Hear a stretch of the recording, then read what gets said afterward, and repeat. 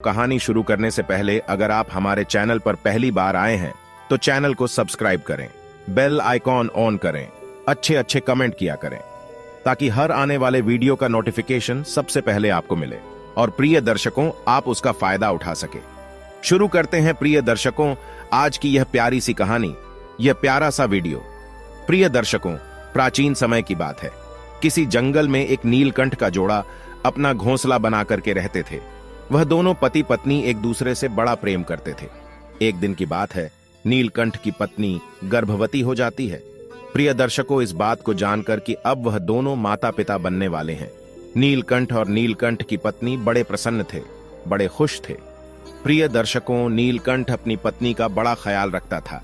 हर दिन उसे दाना पानी लाकर और घोंसले में दिया करता था।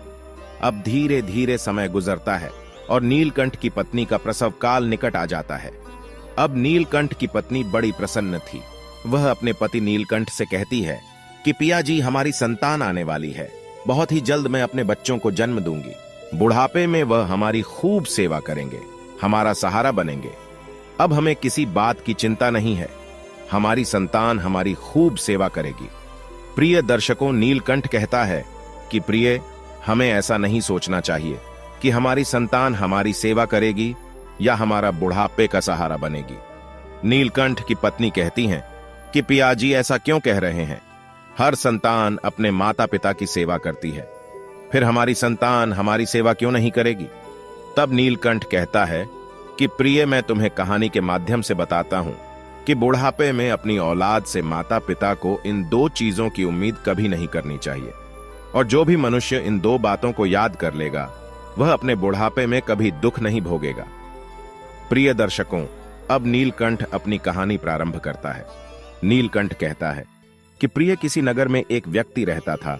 उस व्यक्ति के घर में ईश्वर का दिया हुआ सब कुछ था। खूब रुपया, पैसा, धन, दौलत, मान, सम्मान सब कुछ होने के बाद भी वह पति पत्नी दुखी रहते थे। उनके दुख का कारण था कि ईश्वर की कृपा से उसके घर में सब कुछ था, लेकिन कोई संतान नहीं थी। इस बात को लेकर दोनों पति पत्नी अक्सर चिंतित रहते थे। इस तरह दोनों पति पत्नी को एक साथ रहते हुए 15 साल गुजर जाते हैं, लेकिन उनके घर में कोई संतान नहीं होती है। वह व्यक्ति अपनी पत्नी को अच्छे से अच्छे डॉक्टर को दिखाता है। महंगे से महंगे अस्पताल में जाकर वह अपनी पत्नी का इलाज कराता है। पवित्र तीर्थ स्थानों पर जाकर संतान मांगता है। मंदिर में जाकर माथा टेकता है।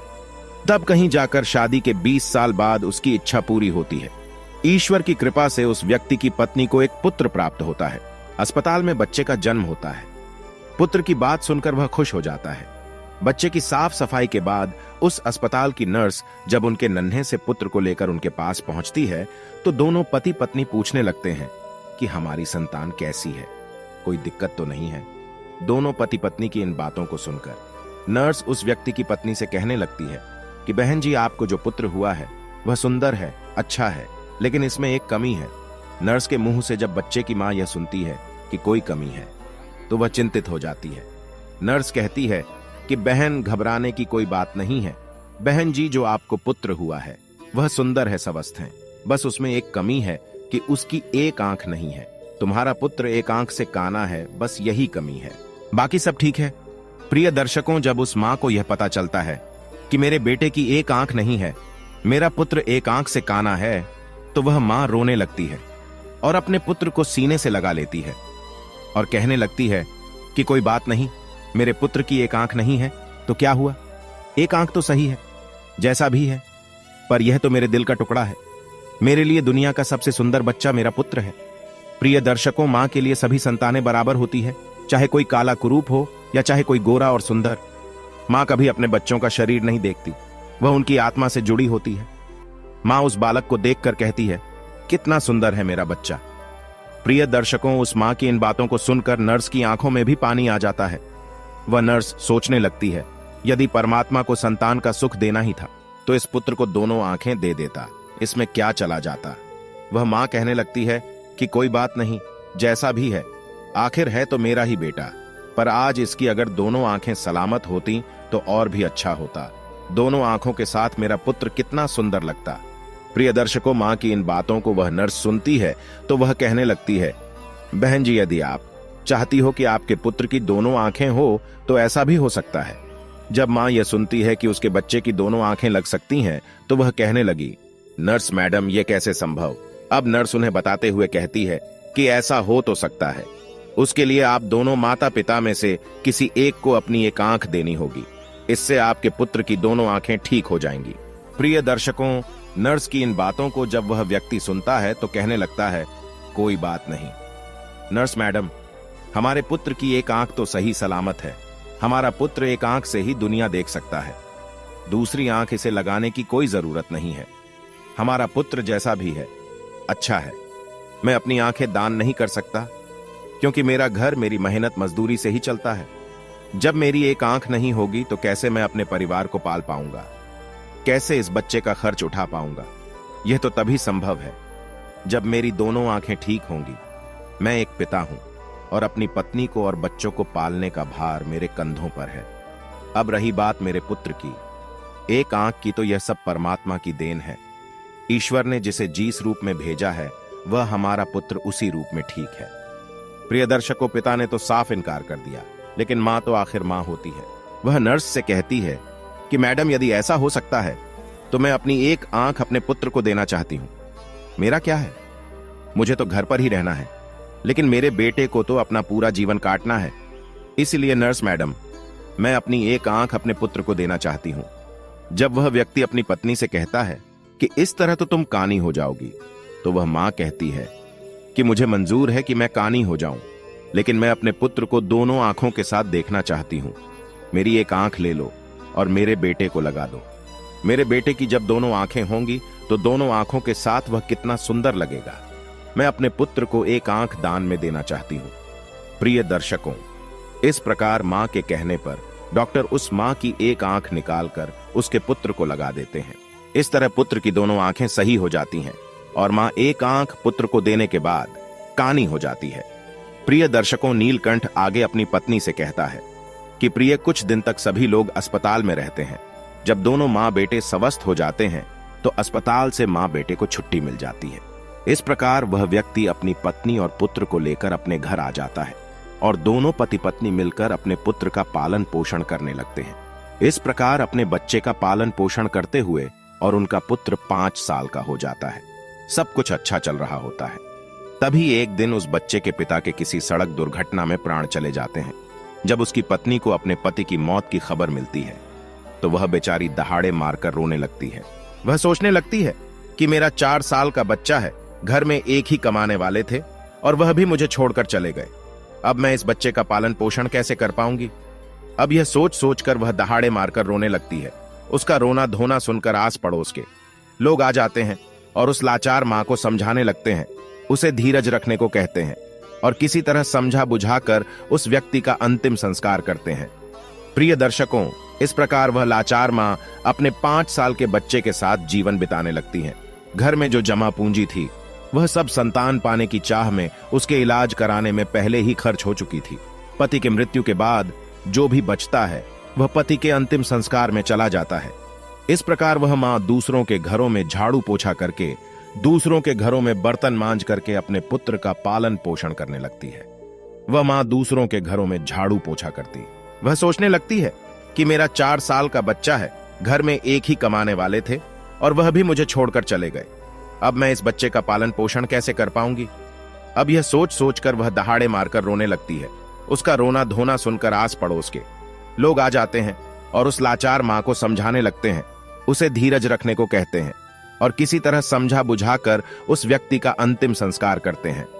प्रिय दर्शकों, इस प्रकार वह लाचार मां अपने 5 साल के बच्चे के साथ जीवन बिताने लगती है।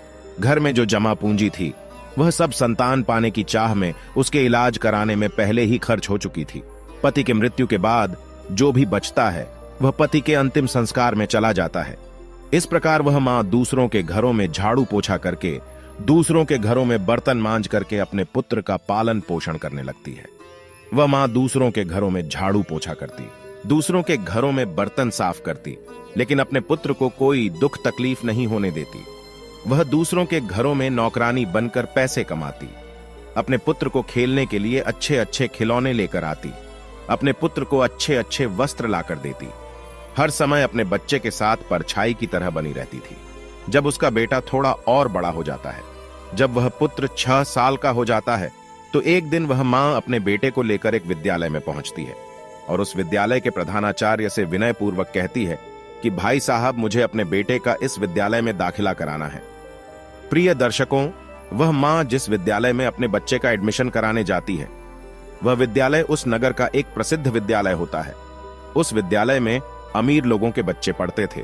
जब उस विद्यालय का बड़ा मास्टर फटे पुराने कपड़े में उसकी मां को देखता है तो सोचने लगता है कि बच्चा तो सुंदर है, लेकिन मां कपड़ों से ऐसी लग रही है जैसे कोई भिखारी हो।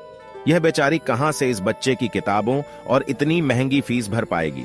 इसलिए वह समझाते हुए उस बच्चे की मां से कहता है कि बहन जी, हमारे विद्यालय की फीस कुछ ज्यादा है।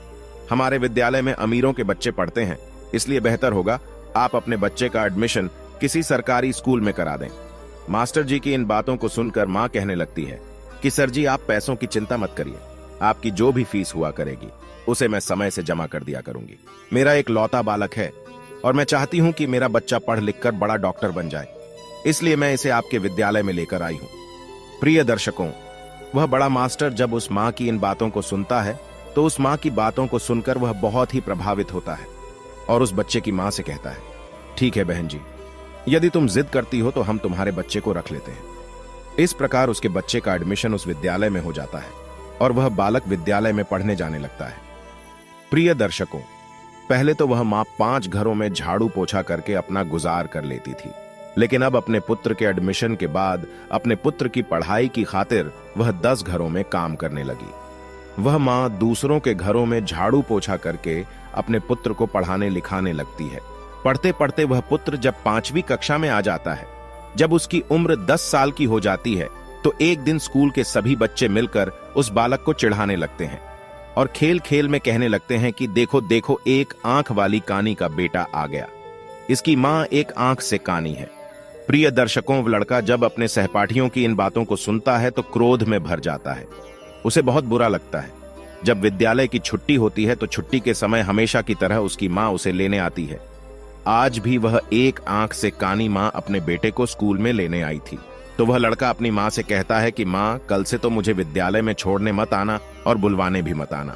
जब मां पूछती है कि पुत्र, क्या बात हो गई, तुम ऐसा क्यों कह रहे हो, तो लड़का कहने लगता है कि मां, तुम्हारी सूरत ठीक नहीं है, तुम एक आंख से कानी हो। तुम जब मेरे साथ विद्यालय में आती हो तो मेरे साथ के लड़के मेरा मजाक उड़ाते हैं और तुम्हारी वजह से मुझे शर्मिंदा होना पड़ता है। तुम ऐसी हो वैसी हो। इस तरह की वह बातें करते हैं। प्रिय दर्शकों, वह लड़का अपनी मां से दुनिया भर की शिकायतें करता है। जब वह मां अपने पुत्र के मुख से इन बातों को सुनती है तो उसे बहुत दुख होता है, लेकिन अपने पुत्र की इन बातों को सुनकर वह चुप रहती है और अपने पुत्र की बातों को सहन कर लेती है। मां कहती है, कोई बात नहीं पुत्र, तुम चाहते हो तो मैं तुम्हारे साथ कल से विद्यालय नहीं आऊंगी, लेकिन तुम अकेले विद्यालय कैसे आ पाओगे। अपनी मां की इन बातों को सुनकर वह पुत्र कहता है, मां, अब मैं बड़ा हो गया हूं और अब मैं इस काबिल हो चुका हूं कि मैं अकेला विद्यालय आ और जा सकता हूं, इसलिए तुम्हें मेरे साथ विद्यालय आने की कोई जरूरत नहीं है। अपने पुत्र की इन बातों को सुनकर वह मां कहती है, ठीक है पुत्र, आज के बाद मैं तुम्हारे स्कूल में तुम्हारे साथ नहीं आऊंगी, लेकिन बेटा तुम सावधानी से घर पर आना, तुम्हारे पिता के सड़क दुर्घटना की सोच सोच कर मुझे डर लगता है। पुत्र कहता है, मां तुम चिंता मत करो, मुझे कुछ नहीं होगा, मैं अकेला ही आया जाया करूंगा। प्रिय दर्शकों, उस दिन के बाद से वह पुत्र अकेला ही विद्यालय आने जाने लगता है। जैसे जैसे पुत्र बड़ा होता गया वैसे वैसे ही पुत्र के खर्चे भी बढ़ते चले गए। जैसे जैसे पुत्र के खर्चे बढ़ते गए वैसे वैसे उस मां पर काम का बोझ भी बढ़ता चला गया। प्रिय दर्शकों, धीरे धीरे समय गुजरता चला गया और इस प्रकार वह लड़का विद्यालय की पढ़ाई पूरी कर लेता है और उसके पूरी क्लास में सबसे अच्छे नंबर आते हैं। इसके बाद वह आगे की पढ़ाई करने के लिए शहर चला जाता है। प्रिय दर्शकों, जब पुत्र शहर में जाता है तो उधर उसकी मां जो पैसा कमाती थी वह पैसा कम पड़ने लगता है, क्योंकि पहले तो सिर्फ किताबें और फीस का खर्चा था, लेकिन जब बेटा शहर चला जाता है तो उसके और भी खर्चे बढ़ गए थे। मां जो भी पैसा कमाती थी वह कम पड़ने लगता है, लेकिन उस मां ने हार नहीं मानी। पहले जहां 15 घरों में काम करके अपने बेटे का खर्चा पूरा करती थी, वहीं पुत्र के शहर जाने के बाद वह 30 घरों में बर्तन साफ करने लगी और झाड़ू पोछा करती, दिन भर मेहनत करती और मेहनत करते करते रात के 11 बज जाते थे तब जाकर वह बेचारी माँ अपने पुत्र के लिए महीने का 5,000 भेज पाती थी। वह इसलिए इतनी मेहनत करती थी कि एक दिन जब उसका बेटा पढ़ लिख कर बड़ा डॉक्टर बन जाएगा तो मुझे सुख मिलेगा, एक ना एक दिन मुझे भी आराम मिलेगा। आज मेरी मेहनत से मेरा बेटा डॉक्टर बन जाएगा तो मेरे बेटे के साथ रहकर मैं भी सुखी रहूंगी। इसलिए वह माँ खूब मेहनत करती थी और 30 घरों में काम करके अपने पुत्र के लिए पैसा भेजा करती थी। इस प्रकार मेहनत करते करते वह समय से पहले ही बूढ़ी हो जाती है। धूप में उसका गोरा रंग काला पड़ जाता है, लेकिन वह अपने पुत्र के लिए कोई दिक्कत नहीं होने देती है।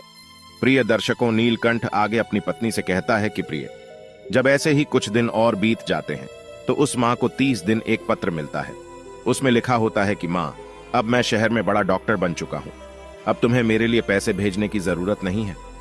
प्रिय दर्शकों, जब उस माँ को यह पत्र मिलता है कि मेरा बेटा डॉक्टर बन गया है तो वह बहुत खुश हो जाती है और सोचने लगती है कि पति के जाने के बाद यह मेरा बेटा ही तो मेरा सहारा है और मेरी जैसी इच्छा थी कि बेटा डॉक्टर बन जाए, वह इच्छा भी मेरी पूरी हो गई। प्रिय दर्शकों, उस माँ के बेटे ने यह बात माँ को पत्र में लिखकर बताई थी कि माँ, मैं डॉक्टर बन गया हूं, लेकिन वह बेटा अभी तक गांव में माँ से मिलने नहीं आया। जब उस बूढ़ी माँ को यह पत्र मिलता है तो वह बूढ़ी माँ पूरे गांव में मिठाइयां बांटती है और सारे गांव के लोगों को बड़े गर्व से बताती है कि उसकी मेहनत सफल हो गई, उसका बेटा अब डॉक्टर बन चुका है। इस प्रकार वह माँ अपने पुत्र के गांव आने का इंतजार करने लगती है। वह माँ सोचने लगती है कि मेरे बेटे को शहर गए हुए बहुत समय बीत चुका है, अब वह डॉक्टर बन गया है तो वह मुझसे मिलने के लिए गांव जरूर आएगा। मैं अपने पुत्र की आरती उतारूंगी, उसके पसंद का भोजन बनाऊंगी। प्रिय दर्शकों, अब वह माँ अपने पुत्र के आने की राह देखती है। हर दिन वह इंतजार करती है कि आज मेरा पुत्र आता होगा। किसी की गाड़ी घर के सामने से निकलती तो वह माँ दौड़ करके घर के बाहर जाती। उसे लगता है उसका पुत्र आया होगा। इस तरह इंतजार करते करते उसे कई दिन बीत गए। रात में उस माँ को नींद नहीं आती थी। वह सोचने लगती कि जाने क्या मजबूरी है, मेरा बेटा मुझे लेने क्यों नहीं आया, कब मुझे अपने साथ ले जाएगा। अब वह दिन नहीं आएंगे कि मैं दूसरों के घरों में बर्तन साफ करूं, दूसरों के घरों में झाड़ू पोछा करूं। अब तो मैं आराम से बैठकर अपने बेटे की कमाई खाऊंगी। अब तो मेरे बेटे के घर में नौकर चाकर भी होंगे, गाड़ी बंगला भी होगा। अब मेरे दुख के दिन बीत चुके हैं। इसी तरह वह माँ सारे दिन तरत रहा के सपने देखा करती थी। प्रिय दर्शकों, इस तरह उस माँ को अपने बेटे का इंतजार करते हुए 1 साल बीत जाता है, लेकिन वह बेटा 1 साल में एक दिन भी माँ के पास नहीं आता है। फिर एक दिन उस माँ के पास बेटे का दूसरा पत्र आता है। उस पत्र में लिखा होता है कि माँ, मेरी शादी हो गई है और तुम्हें पता है जिस लड़की के साथ मेरा विवाह हुआ है वह बहुत ही अमीर घर की है। जिस लड़की से मेरा विवाह हुआ है वह एक बहुत बड़े डॉक्टर साहब की बेटी है। मैंने प्रसिद्ध डॉक्टर की बेटी के साथ अपना विवाह किया है। मेरी पत्नी बहुत ही सुंदर है। प्रिय दर्शकों, जब वह माँ उस पत्र में लिखी बातों को पढ़ती है तो उसकी आंखों से आंसू की धारा बहने लगती है। उसे बड़ा ही दुख होता है, क्योंकि माँ तो सोच रही थी कि अब बेटा डॉक्टर बन गया है तो मेरे बेटे के लिए अच्छे अच्छे रिश्ते आएंगे। मैं अपनी पसंद की लड़की के साथ अपने बेटे की शादी करूंगी। लेकिन उस पत्र को पढ़कर उस माँ के सारे अरमान धूल में मिल जाते हैं। वह माँ सोचती है कि हे भगवान, मैंने ऐसे कौन से पाप किए थे, ऐसी मुझसे कौन सी गलती हो गई जो मुझे इतनी बड़ी सजा मिल रही है। हर माता पिता का सपना होता है कि मैं अपने हाथों से अपने बेटे को दुल्हा बनाऊं, अपने हाथों से अपने बेटे को सजाऊं और अपना आशीर्वाद देकर अपने बेटे की शादी करूं। लेकिन मेरे पुत्र ने तो अपनी शादी में मुझे बुलाया तक नहीं, मुझे बताया तक नहीं और विवाह कर लिया। क्या मैंने यही दिन देखने के लिए अपने पुत्र को पढ़ा लिखा कर इतना बड़ा किया था? इसके लिए मैंने इतनी मेहनत मजदूरी करी थी, दूसरों के घरों में झूठे बर्तन साफ किए, मेहनत मजदूरी करके पढ़ाया लिखाया, उसे इस लायक बनाया। क्या मेरा इतना भी अधिकार नहीं था जो मुझे मेरे बेटे ने अपनी शादी में भी नहीं पूछा? अब शादी करने के बाद पत्र लिखकर बता रहा है कि माँ, मैंने शादी कर ली। प्रिय दर्शकों, यह सोच सोच कर वह माँ पूरी रात आंसू बहाती रही। इतना होने के बाद भी माँ अपने पुत्र को दुआएं देती रही। रोते रोते वह सो जाती है। प्रिय दर्शकों, फिर भी उस माँ के मुंह से अपने बेटे के लिए आशीर्वाद ही निकलता है। कहती है, कोई बात नहीं बेटा, तुमने बिना बताए शादी कर ली, लेकिन मेरा आशीर्वाद तुम्हारे साथ है। अब माँ सोचती है कि मेरे पुत्र ने विवाह तो कर लिया, उसकी पत्नी भी आ गई। अब हो सकता है कि मेरा बेटा और बहू दोनों मिलकर मुझसे मिलने मेरे घर आए। मैं अपनी बहू को देखूंगी, बहू मेरे पैर दबाएगी, मैं अपनी पुत्र वधू को आशीर्वाद दूंगी यह सोच सोचकर वह मां अपने बेटा और बहू का इंतजार करने लगती है। प्रिय दर्शकों, इस तरह उस मां को अपने बेटा और बहू का इंतजार करते करते 1 साल निकल जाता है। लेकिन 1 साल बीतने के बाद भी उस मां से मिलने बेटा नहीं आता है, ना बहू आती है। फिर कुछ दिन बाद उस मां को तीसरा पत्र मिलता है जिसमें लिखा होता है कि हे मां, अब तुम दादी बन गई हो। भगवान की कृपा से हमारे घर बेटा आया है। प्रिय दर्शकों, जब यह खबर उस मां को मिलती है तो उसका धैर्य जवाब दे जाता है, उसकी सहन शक्ति जवाब दे देती है। प्रिय दर्शकों, जिस मां का पुत्र बड़ा डॉक्टर बन जाए, विवाह कर ले, उसका बेटा हो जाए और उसकी मां को पता ना चले तो उसके दिल पर क्या बीतेगी। जिस पुत्र का जीवन बनाने में उस मां ने अपना सब कुछ कुर्बान कर दिया, उस पुत्र का वर्षों से चेहरा ना देखा हो तो अपने पुत्र के लिए व्याकुल होना स्वाभाविक है। जब वह मां अपने पुत्र के लिए ज्यादा व्याकुल हो जाती है तो उस मां के मन में आता है कि अब तो रहा नहीं जाता। वह फिर कुछ देर के लिए विचारों में खो जाती है। सोचती है, चलो कोई बात नहीं, पोता भी हो गया है तो बहुत अच्छी बात है। अब मैं अपने पोता को देखूंगी, मैं अपने पोते को अपनी गोद में खिलाऊंगी, मैं उसके लिए पालना लाऊंगी। अब मेरा बेटा जरूर मेरी बहू और पोते के साथ मेरे पास आएगा। यही सब सोच सोचकर वह मां व्याकुल होने लगती है। जब इंतजार करते करते उस मां को 7 महीने बीत जाते हैं और जब उस मां से मिलने कोई भी नहीं आता है तो उस मां के सब्र का बांध टूटने लगता है।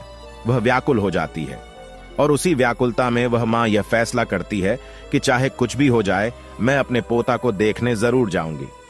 प्रिय दर्शकों, यह निर्णय करके मां अपने बेटा और बहू से मिलने के लिए शहर के लिए चल देती है।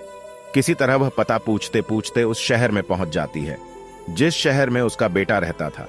उस शहर में पहुंचकर वह बूढ़ी मां एक ऑटो वाले को अपने पास बुलाती है और ऑटो वाले को अपने बेटे का पत्र दिखाते हुए कहती है, बेटा, मुझे इस जगह पर जाना है।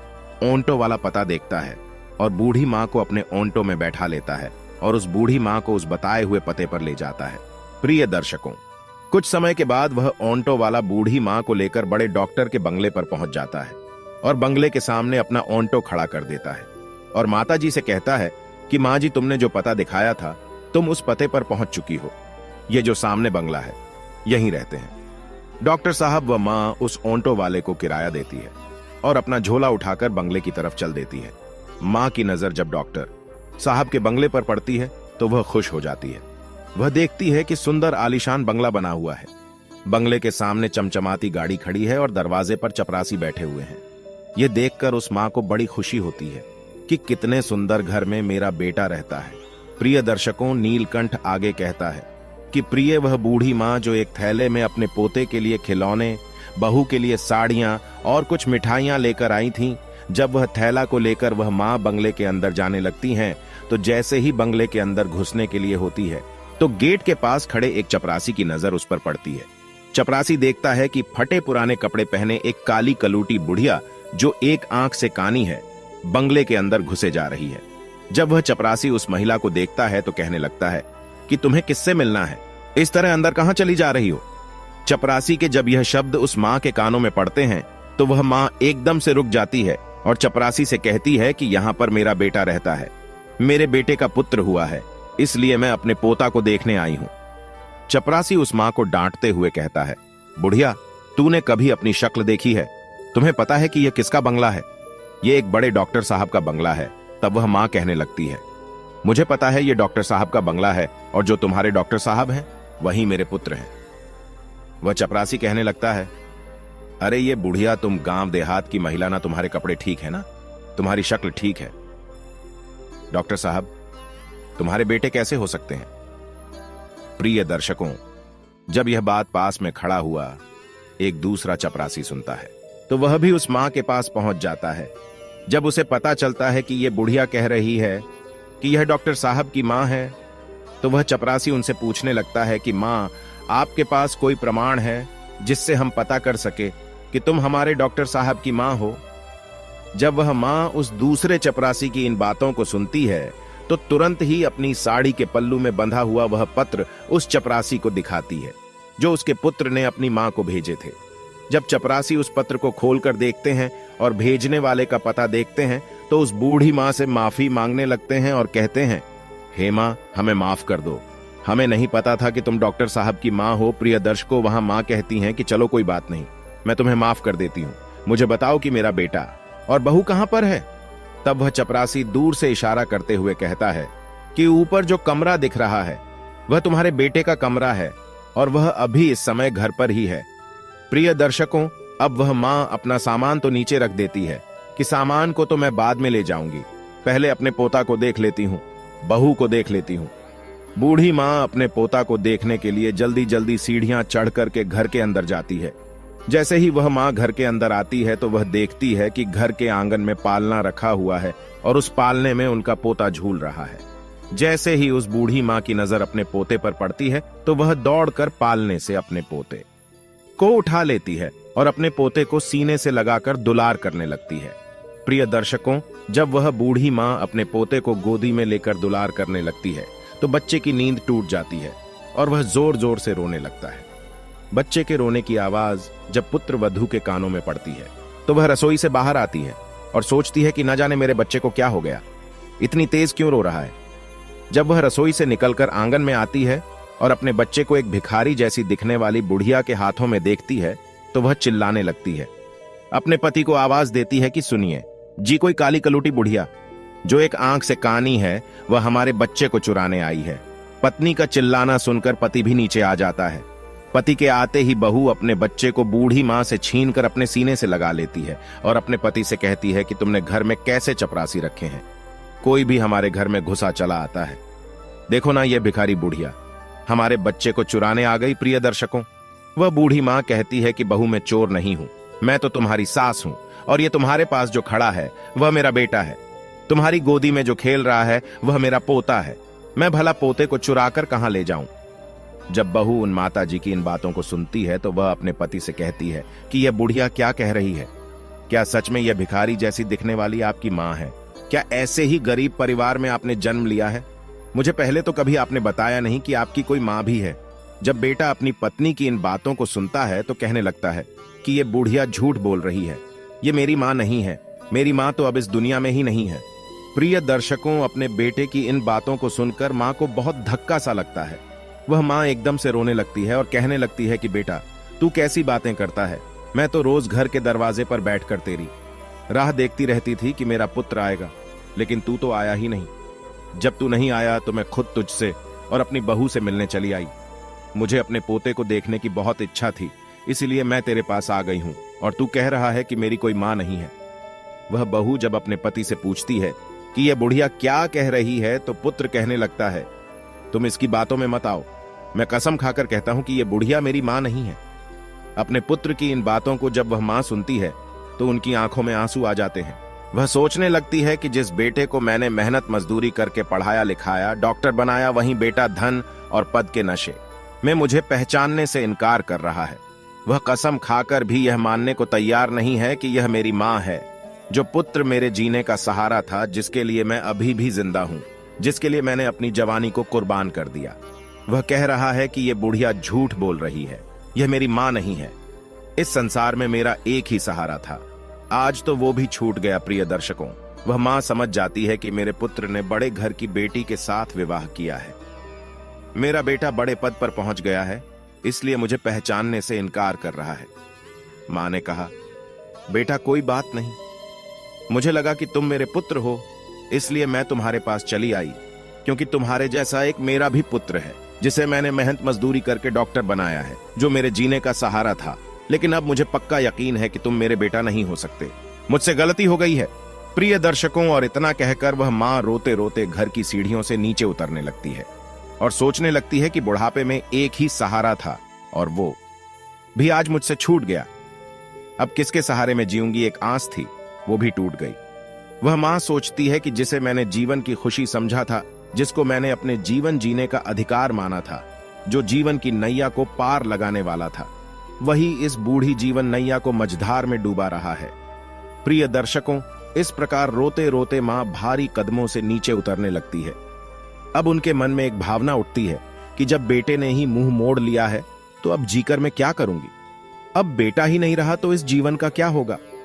इस प्रकार वह मां अपने बेटे के घर से बाहर निकल जाती है और बंगले के बाहर जो चपरासियों का कमरा था वहां पहुंच जाती है और एक चपरासी को अपने पास बुलाकर कहती है, बेटा मुझे एक पत्र लिखवाना है, क्या तुम मेरे लिए इतना कर सकते हो?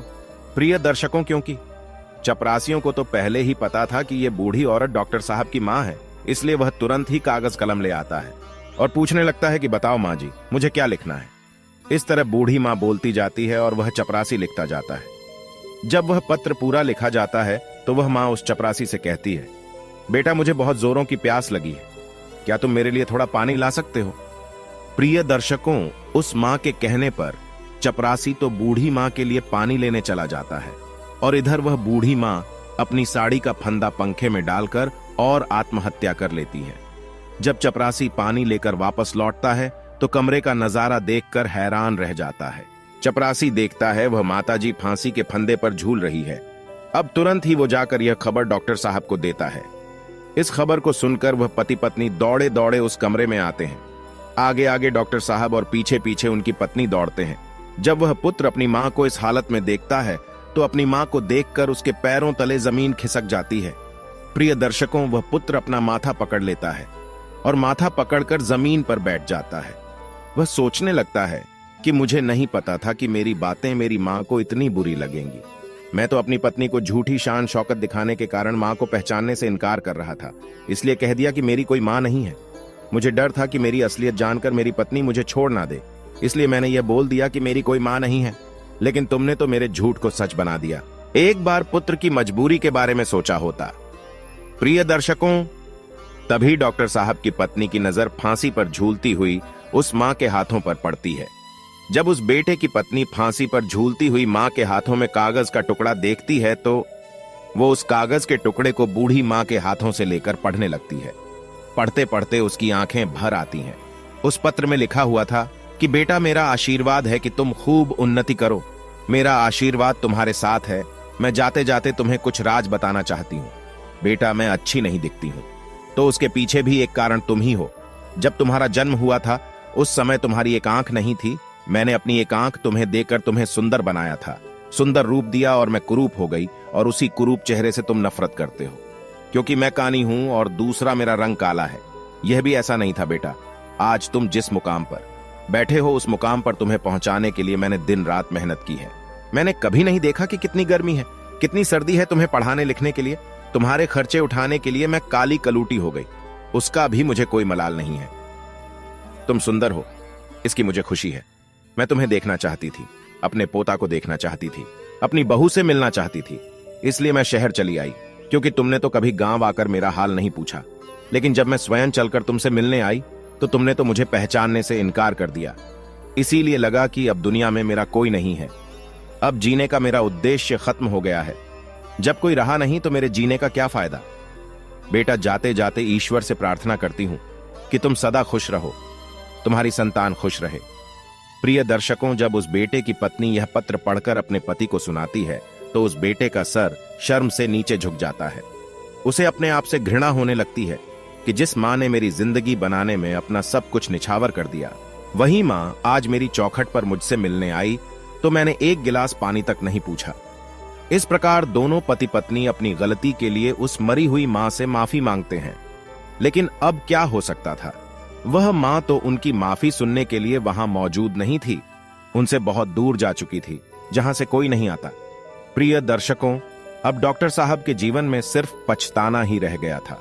कैसी यह दुनिया है, कुछ लोगों के जीवन में मां नहीं होती तो वह सारे जीवन मां के लिए तरसते हैं, और जिसके जीवन में मां होती है तो उस मां के बच्चे कदर नहीं करते। प्रिय दर्शकों, पत्नी और बच्चे दोबारा मिल सकते हैं पर मां दोबारा नहीं मिल सकती। प्रिय दर्शकों, एक संतान ही माता पिता के जीने का सहारा होती है, बुढ़ापे की लाठी होती है। ऐसे में जब बेटा ही अपने धन के नशे में, अपने पद के नशे में माता पिता को पहचानने से इनकार कर देता है, या अपने माता पिता को भुला देता है, या घमंड में आकर उनका अपमान कर देता है, तो दुनिया में माता पिता को सबसे बड़ा दुख ऐसे ही बेटों से होता है। माता पिता अपनी संतानों का भविष्य बनाने के लिए, उन्हें सफल बनाने के लिए अपना पूरा जीवन लगा देते हैं, और जब वही संतान धन और पद के नशे में अपने माँ बाप का अपमान करते हैं तो उन्हें बहुत ही पीड़ा होती है। प्रिय दर्शकों, नीलकंठ आगे कहता है कि प्रिय, यदि आपके माँ बाप है तो उनका आदर करना चाहिए, क्योंकि मनुष्य की सफलता में माँ बाप का ही योगदान है। कुछ मूर्ख बच्चे पूछते हैं कि माँ तुमने हमारे लिए क्या किया है। अरे मूर्ख बच्चे, जो कुछ किया है माता पिता ने ही तो किया है। तुमको बनाया, तुमको पढ़ाया लिखाया, तुम्हें पालने में दुख उठाया। माता पिता को भूलकर तुम तो अपने आप को भूल गए हो। बच्चा यह भूल जाता है कि माँ बाप के अतिरिक्त दुनिया में दूसरा उसका कोई भला चाहने वाला नहीं है। माता पिता मर के भी तुम्हारा भला ही चाहेंगे। ऐसा हितैषी तुम्हें कहां मिलेगा? और सब लोग जो तुम्हारे अपने होने का दावा कर रहे हैं, वह सिर्फ एक निश्चित समय तक और एक मतलब तक ही तुम्हारा भला चाहते हैं। लेकिन माता पिता बिना स्वार्थ के जीवन भर तुम्हारा हित चाहते हैं। प्रिय दर्शकों, नीलकंठ आगे कहता है कि प्रिय, एक पुत्र को जन्म देने में एक स्त्री अपनी सुंदरता को खो देती है, लेकिन वही पुत्र जब जवान होता है, जब उसकी शादी हो जाती है, तो वही पुत्र अपनी पत्नी की सुंदरता में अपने माता पिता को खो देता है। माता पिता अपनी संतान के सुखों के लिए सब कुछ त्याग देते हैं, लेकिन जब बच्चे बड़े हो जाते हैं, कुछ देने के काबिल हो जाते हैं, तो हम क्या देते हैं? सिर्फ आंसू, लाचारी, दुख, अकेलापन। प्रिय दर्शकों, जो संतान माता पिता को सिर्फ इसलिए भुला देती हैं कि उनके बुढ़ापे को देखकर आपके मित्रों में आपकी इज्जत कम हो जाएगी, तो यह उनकी सबसे बड़ी भूल है। उम्र के इस पड़ाव पर पहुंचने के बाद आपकी और आपके मित्रों की भी यही हालत होगी। आपका भी रूप और जवानी इसी तरह की हो जाएगी। आपके भी उस रूप को देखकर लोग आपसे नफरत करने लगेंगे। प्रिय दर्शकों, नीलकंठ आगे कहता है कि प्रिय जवानी में माता पिता को औलाद से किन किन चीजों की उम्मीद भूलकर भी नहीं करनी चाहिए। प्रिय दर्शकों, ध्यान देकर सुनो। नंबर 1 कि आपकी औलाद आपके बूढ़े होने पर आपका सहारा बन सकती है, इस बात की उम्मीद बिल्कुल न करें। इसलिए पहले से ही अपने आप को मजबूत बनाकर रखें। अपने आप को स्वयं संभालने में सामर्थ्यवान बनाएं। कुछ जमा पूंजी इकट्ठी करके रखें। नंबर 2, कभी इस बात का भ्रम ना रखें कि आपकी संतान आपको नहीं भूलेगी। पत्नी और बच्चों के प्रेम में पड़कर, पथ प्रतिष्ठा के नशे में वह आपको भी भूल सकते हैं। इसलिए उनसे उतनी ही उम्मीद रखिए जितनी उनके दूर होने पर आपको दुख ना दे। प्रिय दर्शकों, हमारी आज की यह कहानी यहां समाप्त होती है। हम उम्मीद करते हैं कि आपको हमारा आज का यह वीडियो, आज की यह कहानी पसंद आई होगी और आप इससे ढेर सारी प्रेरणा लेंगे। मिलते हैं अगली ज्ञान चर्चा के साथ अगले वीडियो में। तब तक के लिए